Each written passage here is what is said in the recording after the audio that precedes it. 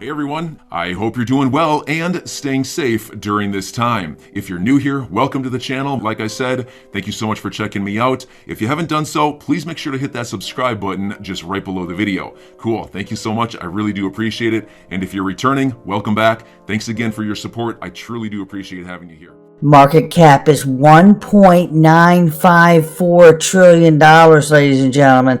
A lot of money coming back in this space, and we're up 2.73%, 42,000 plus for Bitcoin, Ethereum 3,000 plus slightly, and we see Cardano right now at $1.18. Shout out to Charles Hoskinson. And Solana is $117 and change. XRP is 76 cents. Look at these numbers here. 29.5% on the 7-day, right? 29.5% on the 7-day. But look at the 24-hour. The 24-hour is 14.51% on the 24. Now you tell me what's going on there. This is pretty remarkable to me, ladies and gentlemen. That is a lot of motion over the last 24 hours right there.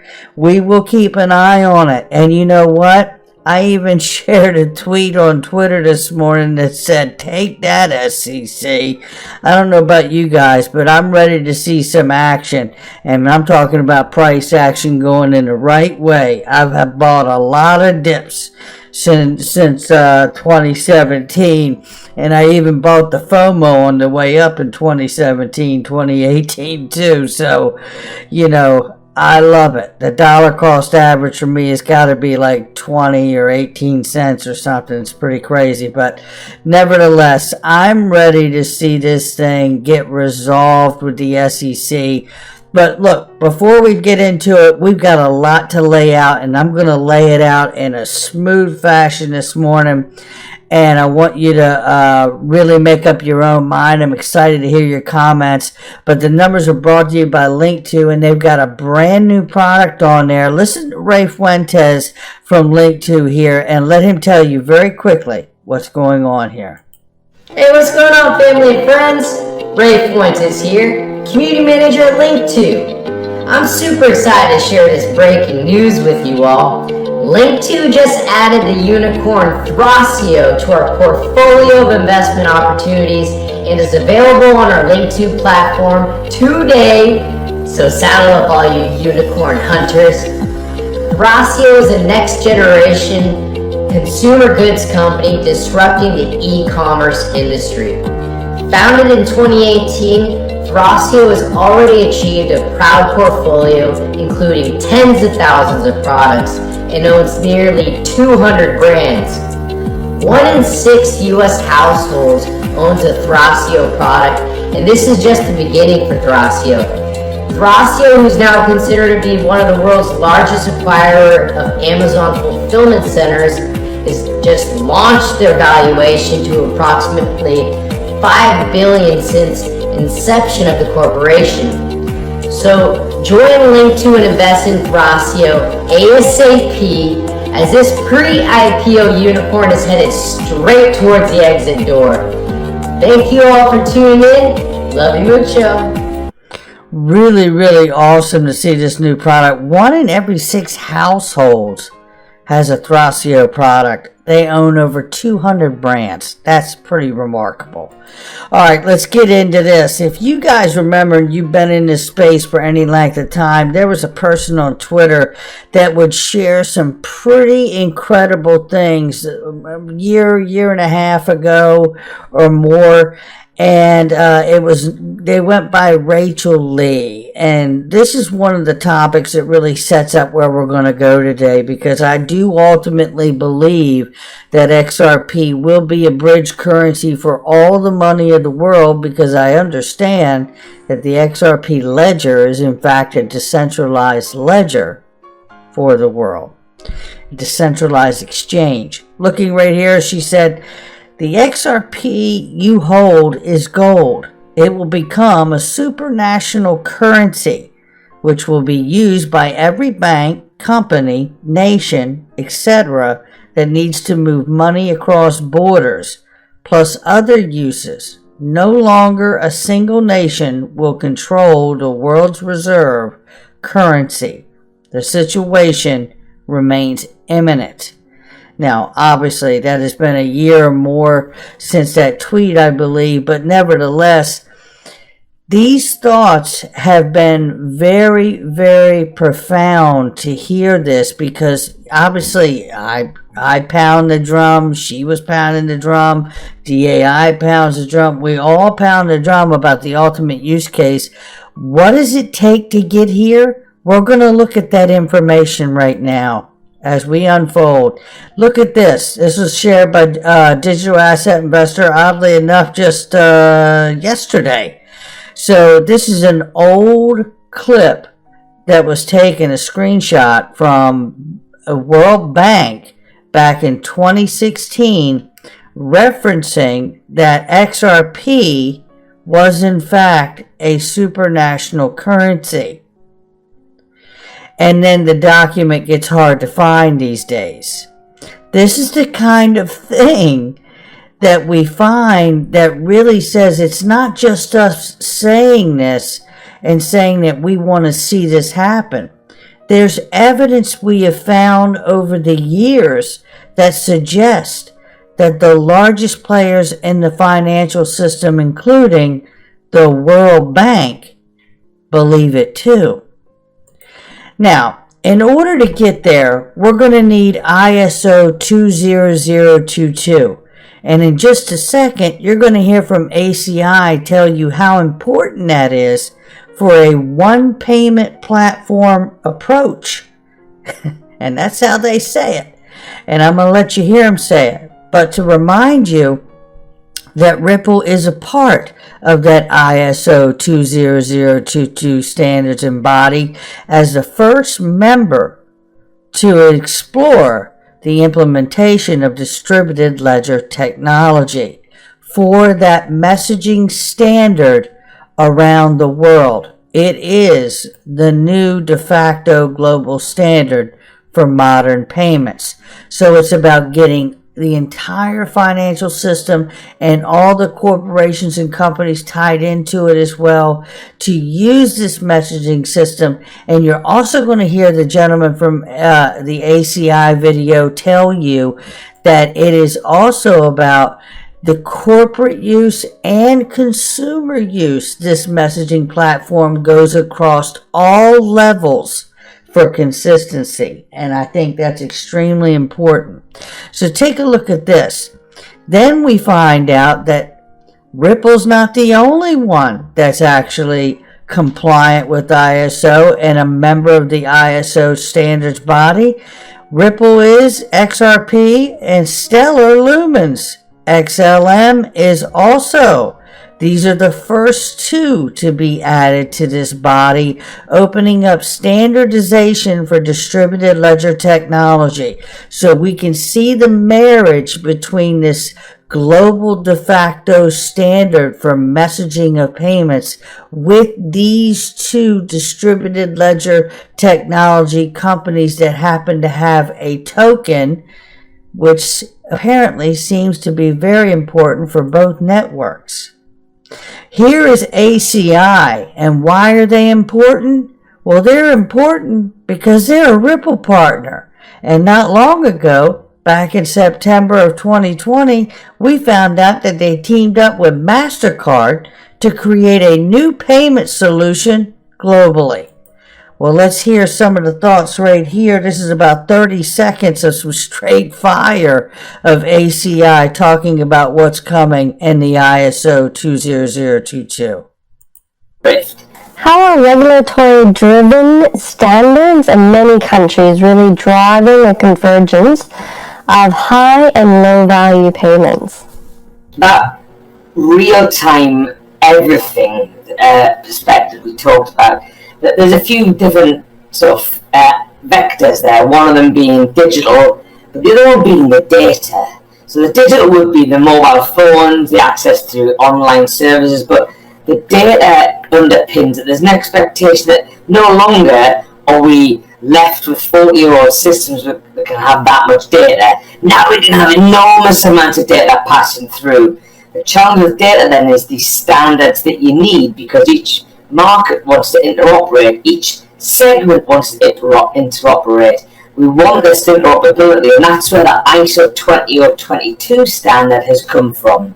Now that standard, I think a lot of people would think, oh, it's come from a corporate perspective, but it's also working for the consumers as well. And so merchants can benefit from the additional data to have more information about what's going on with the purchases, so they can run data queries and be able to better provide to the end consumer. There's things like Nexus standards in Europe already adopting 2022.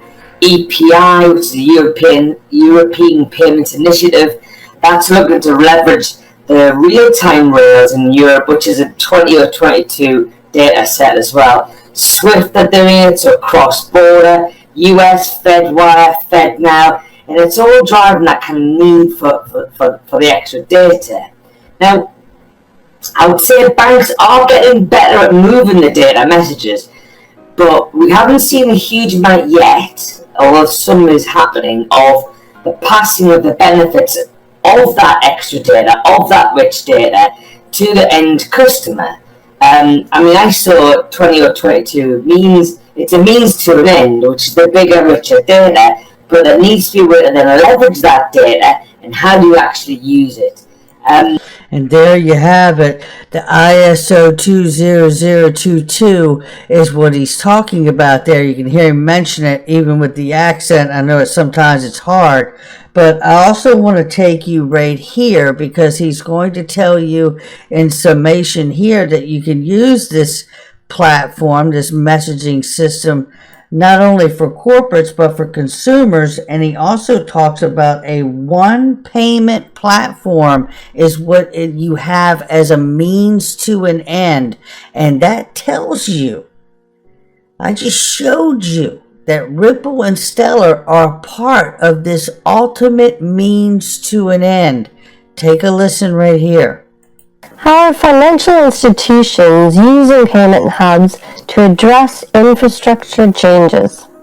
It's very much about a hybrid approach, about replacing old technology with new, and looking to leverage the old technology while you transition to where you need to get to.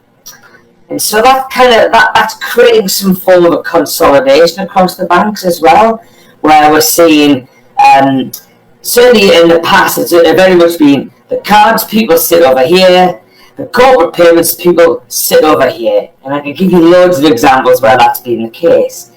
But what we're increasingly seeing through this drive towards digital and real-time payments and capabilities is this need to settle and converge on a single set of standards. And that's creating the opportunity to have a single hub capability, of a set of capabilities, and consolidate so that it can be used across the bank.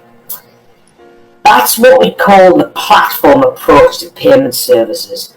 One singular platform that serves the rest of the bank, whichever part of the bank it needs to serve. And there you have it. And doesn't this align with what Brad Garling has talked about for years? Is that they focused on building the market infrastructure that's needed in order to really connect the world to this new opportunity of being able to use digital technology and digital tokens for settlement? This is all a part of where we're going. And take a look at this. This is a reminder right here from David Schwartz back in November of 2021. And he's going to tell you that the XRP ledger itself is a public good. And we have talked about that many times on this channel. Ledger's hyper-efficiency and liquidity enables developers globally to support numerous use cases, from DeFi, payments, consumer applications. And you don't need anybody's permission to interact with the XRP ledger, right? It's a public good. There you go. It's a public good, and that's what you need to hear.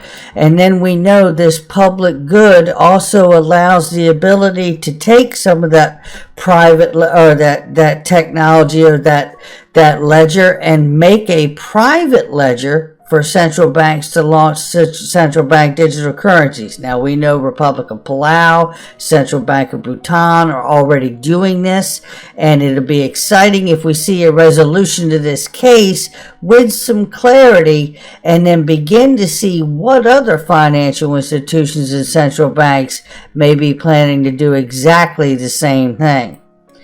Then we just had this recent report that was shared here by Utility Theory yesterday. And I want to remind people that in this report, it breaks down that proof of work and proof of stake largely are not a solution. Period. Full stop. However, they do go into the idea that Byzantine Federated Agreement or Byzantine fault tolerance are cited here as a real means to solve issues of centralization with great scalability. It goes on to cite well-known cases of this are Ripple and Stellar. Let's keep moving. And then we find out the World Bank back here in, November 2021 suggests that stable coins for cross-border payments could in fact qualify with Ripple XRP and XLM Stellar. It also cites RippleNet's native currency. So RippleNet is important in this thing too, right? Isn't in fact, and I've talked about this, that I believe one day you see a merger, acquisition, or certainly a partnership with the likes of RippleNet and Swift. Because isn't it just that RippleNet is the new version of Swift? And isn't it a problem that Swift is being obfuscated at times by other countries that are really, really bad actors? It happens, right? Looking at this, in order to deal with these things, you have to have something be so important that it would be systemically important financial market utility, or a SIFMU, or a SIFME, which I've been saying incorrectly. A SIFME is actually a systemically important financial market, enterprise? No, not enterprise.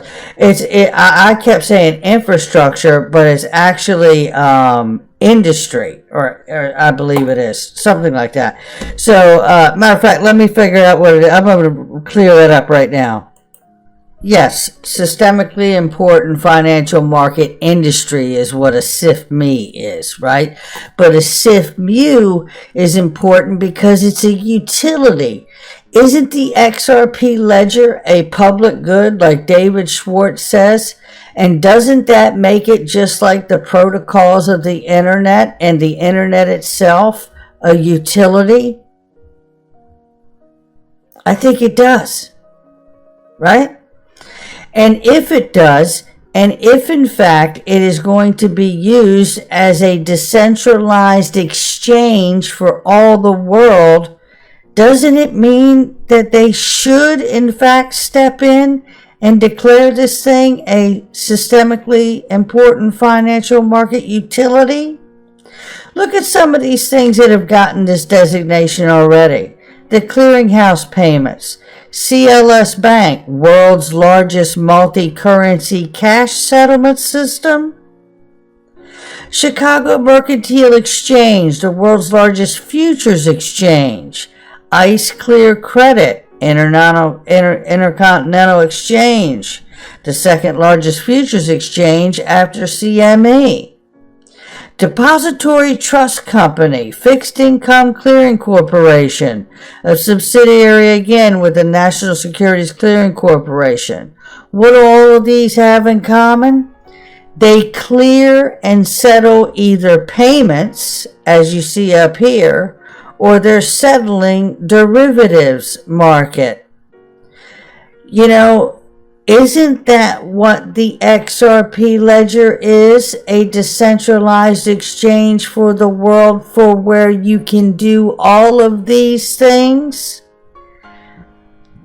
And wouldn't it make sense at some point to plug all of these things into the decentralized ledger so you could have an accurate feed of all of these things once everything is moved to the new system? Maybe it already is.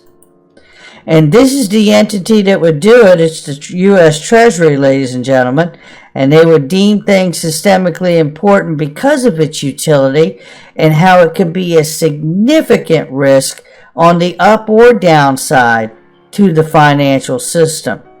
And let's not forget about the other side of the regulatory arm for the Treasury. It's OFAC, ladies and gentlemen. That's right, the Office of Foreign Asset Control.